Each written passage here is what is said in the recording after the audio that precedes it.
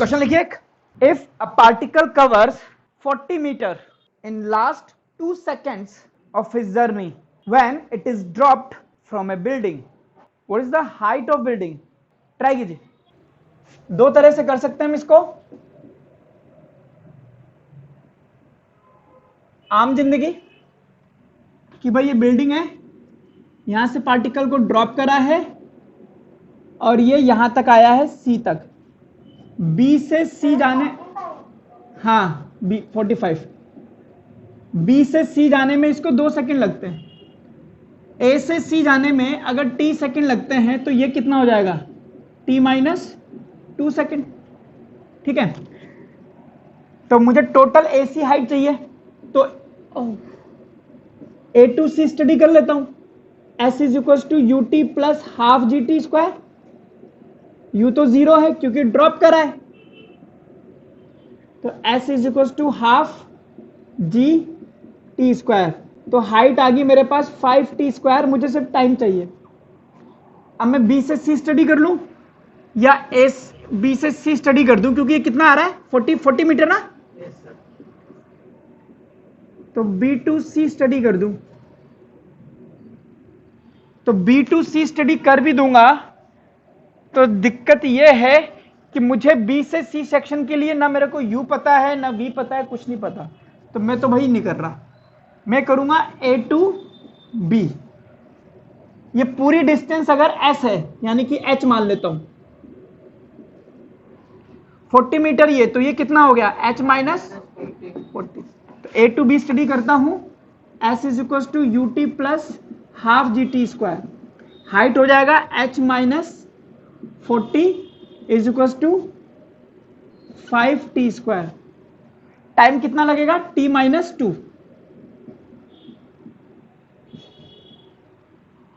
Clear है, दोनों को डिवाइड कर दो, 1/2 H upon H minus 40 T upon T minus 2 का होल स्क्वायर। अब इसको सोल्व कर दो, आ सकता है क्या, या रुक जाओ इसको थोड़ा सोल्व ही कर लो। H minus 40 is equal to 5 a square plus b square minus 2 a b यानी कि 40, तो h minus 40 5 t square plus 20 t, 5 t square की जगह आप एच रख सकते हो, है ना, तो h minus 40 is equal to h plus 20 minus 20 t, तो ये इधर चला जाएगा, कैंसिल हो जाएगा, तो ये हो जाएगा माइनस 20 माइनस 20 टी, माइनस 60 नहीं आएगा, ओहो माइनस 60 सॉरी, ठीक है, काट पीट करके देखो 3 सेकंड आ गया,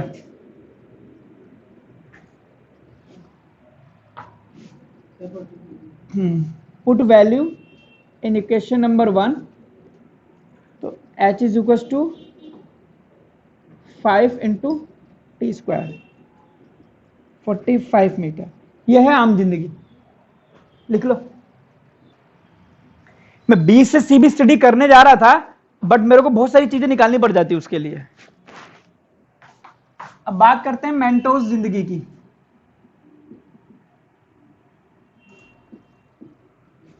आपको पता है कोई भी पत्थर अगर आप ड्रॉप करते हो तो पहले सेकंड में कितना मीटर जाता है, फिर इस तरह से वो गिरता रहता है, ये बोलता है अपनी जर्नी के लास्ट 2 सेकंड में 45 मीटर गिरता है, तो क्या ये मानू, ये तो नहीं मानू, ये तो 1 सेकंड में है। क्या ये दोनों 45 है, ये भी नहीं है। क्या ये दोनों 45 है, क्या ये दोनों 45 है, नहीं है। 40 मीटर गिरता है, सॉरी 40 गिर रहा है ना, तो लास्ट 2 सेकंड क्या ये दोनों 40 बन सकते हैं कभी, क्या ये दोनों बन सकते हैं? बट ये दोनों बन सकते हैं 40 मीटर, है ना? यानी कि लास्ट 2 सेकंड में कितना गिर गया, उससे पहले कितना गिरा होगा? 5 मीटर। टोटल हाइट कितनी होगी? 45। खत्म।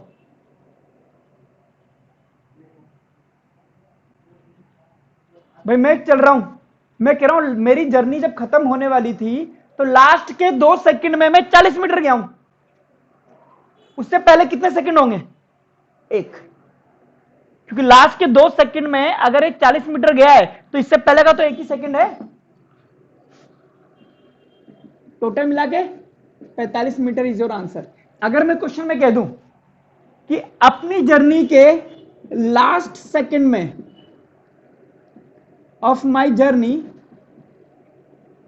आई cover 25 metre, what is the height of building?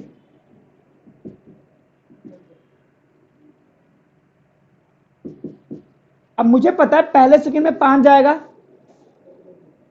फिर 15 जाएगा, फिर 25 जाएगा, 35 जाएगा। कह रहा है लास्ट सेकंड में कितना गिरा हूं? 25। तो उससे पहले कितना गिर गया होगा? 5 + 15, टोटल मिला के कितने मीटर की बिल्डिंग थी? 45 मीटर। अगर मैं कह दूं it covers 80 metre in last 2 seconds, what is the height? अब लास्ट के 2 सेकंड में कितना गया है? 80 ना? तो देखो 80 कब जाएगा? पहले सेकंड में 5 15, क्या ये 80 जा रहा है? नहीं। 2 और 3,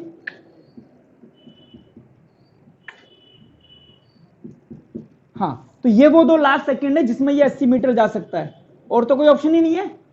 तो इससे पहले ये कितने सेकंड और गिर चुका है? 3 सेकंड। तो टोटल मिलाकर के कितना आ गया?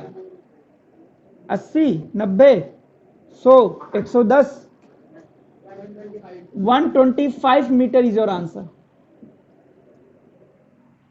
बट पेपर में करना पड़ेगा ऐसे ही, आम जिंदगी। बट आपको पता तो लग जाएगा अगर ABCD आएगा तो। मैं बताता हूं क्वेश्चंस कैसे होते हैं, एक और नए तरीके के क्वेश्चन। ये तो आपके सिंपल इक्वेशन बनाओ, डाल दो, छोड़ दो, ये सब करते रहो। लिखिए, if a car accelerate from rest at constant rate alpha for some time, after which it is deaccelerated at a constant rate beta and the car comes to rest. If total time of the journey is capital T, find number 1 maximum velocity acquired, number 2 total distance covered। 2 minute दे रहा हूं, try करके देखो, देखना आपसे नहीं होगा। लिखे, experienced tip, जब भी किसी क्वेश्चन में देखिए एक्सेलरेशन एंड रिटार्डेशन दोनों आए तो ग्राफ बनाकर सॉल्व करें, इजी रहेगा। अब मुझसे एक क्वेश्चन मैंने पढ़ा तो मुझसे 2 चीजें पूछ रहा है, एक स्पीड भी पूछ रहा है और डिस्टेंस भी पूछ रहा है। ऐसा कर्व बनाओ जिसमें स्पीड भी आ जाए और डिस्टेंस भी आ जाए। क्या डिस्टेंस टाइम कर्व का स्लोप क्या बताएगा? स्पीड। डिस्टेंस कैसे निकालोगे? ठीक है, बट वेलोसिटी टाइम कर्व का स्लोप बहुत ज्यादा फेमस रहता है। जब भी कोई इक्वेशन लगाने की बात आती है तो हम कहते हैं कि मोशन की सेकंड इक्वेशन लगा के देखो, सबसे पहले वही करा करो, जनरली वही लगती है। ऐसे ही कर्व जब भी बनाने की बात आती है तो वेलोसिटी टाइम कर्व बनाया जाता है, क्योंकि उसमें दोनों चीजों की इंफॉर्मेशन मिल जाती है, तीनों की एक्चुअली। वीटी कर्व है तो वेलोसिटी की तो मिली रही है, इसका स्लोप किसको बताएगा? एक्सेलरेशन को। इसका एरिया किसको बताएगा? डिस्प्लेसमेंट को। तो ये कर्व ऐसा है जिससे तीनों क्वांटिटी आप रिलेट कर सकते हो। तो हम बनाएंगे वीटी कर्व।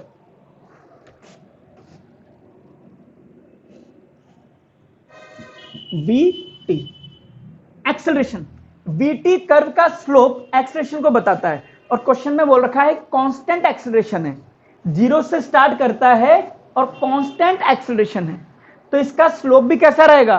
कांस्टेंट। तो मैंने इसका स्लोप कांस्टेंट करा, कितने टाइम तक ये पता नहीं, मैंने कहा चलो टी टाइम मान लेता हूं। तो इसकी वेलोसिटी कितनी हो गई, यहां पे मैक्सिमम हो गई ए से बी। फिर कहता है किसका रिटार्डेशन हुआ है, वो भी कैसा हुआ है, कांस्टेंट, और उसके बाद ये क्या हो गया है, रुक गया है। यानी कि इसका स्लोप आपका नेगेटिव आएगा और ये क्या रुक जाएगा यहां पर, और ये कितना टाइम है टी, और इसका स्लोप कितना है बीटा। क्लियर है? अब मुझसे क्या क्या पूछ रहा है, मैं उस पर जाता हूं। बोलता है मैक्सिमम वेलोसिटी, तो मैं ए टू बी स्टडी कर लूं। तो ए टू बी में मैक्सिमम वेलोसिटी यहां आई है, तो v is equal to u plus a t लगा दूं। फाइनल वेलोसिटी v, इनिशियल 0, तो v is equal to a t. अब एक्सेलरेशन कौन सा काउंट करूंगा, अल्फा, और टाइम कितना, ये वाला t। लेकिन मैं आंसर स्मॉल t में नहीं दे सकता क्योंकि क्वेश्चन में स्मॉल t दिया ही नहीं है। तो वैसे देखा जाए तो मेरा आंसर अल्फा इंटू टी आ गया, बट मुझे अभी स्मॉल टी की वैल्यू निकालनी पड़ेगी। क्वेश्चन में स्मॉल टी मेंशन है क्या, तो नहीं दे सकते ना आंसर। तो मैं अभी रुक गया हूं कि मेरा काम है टी को निकालना। अब इधर की स्टडी कर चुका हूं, एक बार इधर की भी स्टडी कर देता हूं। बी टू सी,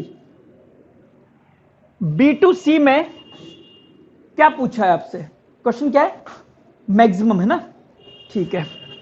तो बी टू सी में v is equal to u minus a t लगेगा क्योंकि रिटार्डेशन है।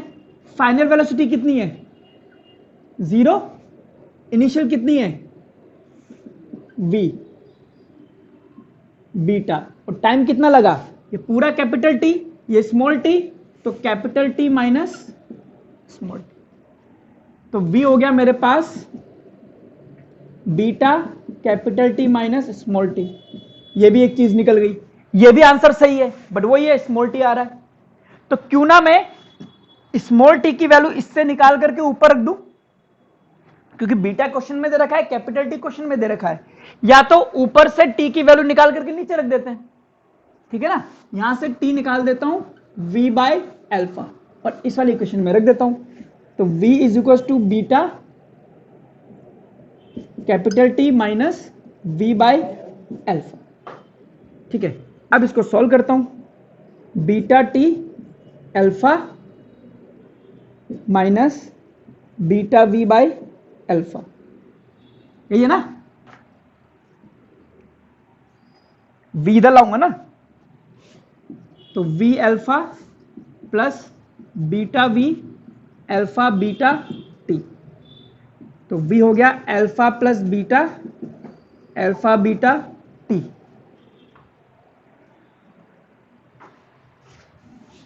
तो v हो गया alpha beta upon alpha plus beta into t, and this is your answer. Answer में अल्फा टी में नहीं छोड़ सकता था, स्मॉल टी की वैल्यू निकालनी पड़ी मेरे को। ये मेरी इक्वेशन है। बी टू सी में सी पर स्पीड किससे बता रहा हूं, v से, जो कि क्या है 0 है। u क्या है b पर स्पीड, और b पर स्पीड को मैंने क्या बता रखा है v। तो इसको ऐसा करना v मैक्स कर ले, और तो क्या बताऊं मैं, v मैक्स ले ले। तेरे को v में दिक्कत हो रही है तो ऐसे कर ले, अब ठीक है।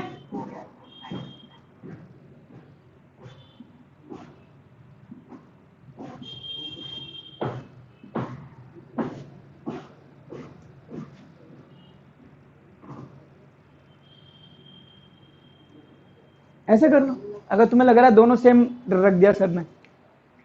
अब क्या निकालना है, डिस्टेंस पूरा ना, तो इसका एरिया निकाल दूं। एरिया कैसे निकलेगा ट्राइंगल का,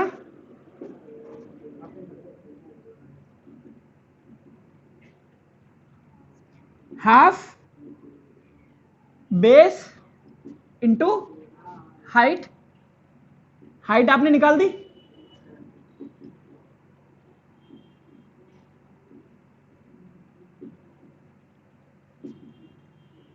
ये हो गया आपके पास टोटल डिस्टेंस। आइए एक छोटी सी ट्रिक और बता देता हूं आपको। इस तरह के कर्व में आप ऐसा समझ लीजिए कि इसका एक एवरेज एक्सेलरेशन निकलता है alpha beta upon alpha plus beta, ये याद कर लीजिए। फिर क्या होगा, आपको स्पीड निकालना है तो u plus a average into total time. Initial speed क्या है 0, तो v हो जाएगा alpha beta upon alpha plus beta into t, एक ही बार में आंसर आ जाएगा। s is equal to distance निकालनी है ut plus half a average into t square. Starting speed 0 है तो s half a average alpha beta upon alpha plus beta into t की जगह कैपिटल टी इसका, खत्म।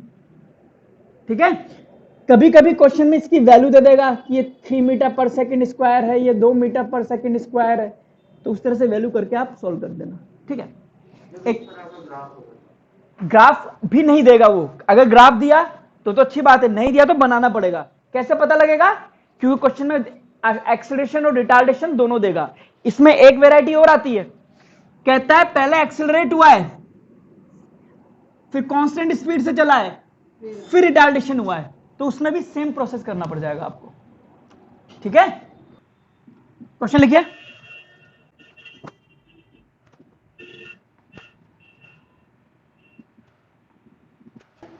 लिखिए क्वेश्चन लिखिए।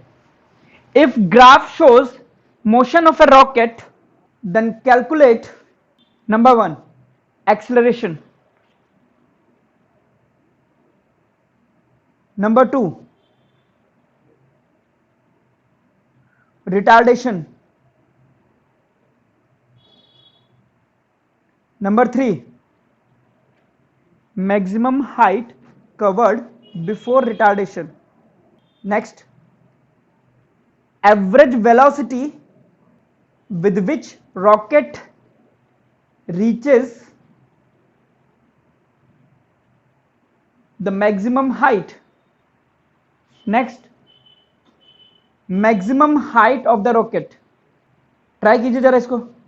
120 सेकेंड, टाइम एक्सिस सी लिखा है ये तो मैंने। पहला क्या पूछ रहा है, एक्सेलरेशन। ये होगा, इस कर्व का स्लोप निकाल दूं। स्लोप क्या होगा, y एक्सिस में upon x axis, perpendicular upon base. tan theta निकालोगे नहीं निकालोगे,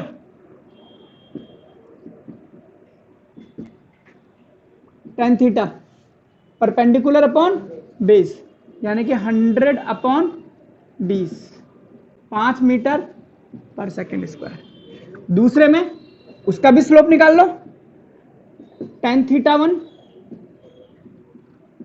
परपेंडिकुलर अपॉन बेस, 120 और 20 100, कितना आ गया 1 मीटर पर सेकेंड स्क्वायर। ठीक है, ये आ गया आपका एक्सेलरेशन, ये हो गया आपका रिटार्डेशन। तीसरा maximum height A to B है ना, यहां पे पूछ रहे हैं ना, इसके बाद तो रिटार्डेशन शुरू हो गया। A to B area of curve निकाल दूं, ये तो हाइट है, half base into height, 1000 metre. चौथा एवरेज वेलोसिटी, ये होता है total distance upon total time. Total distance कितना है, ए बी सी, ये पूरा टोटल डिस्टेंस में आएगा, तो इसका एरिया निकाल दो, half base into height.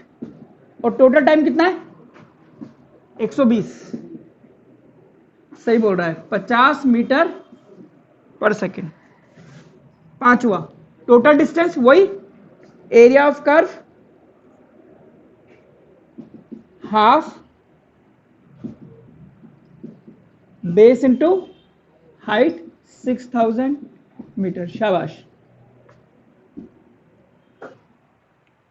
Easy था क्वेश्चन यार।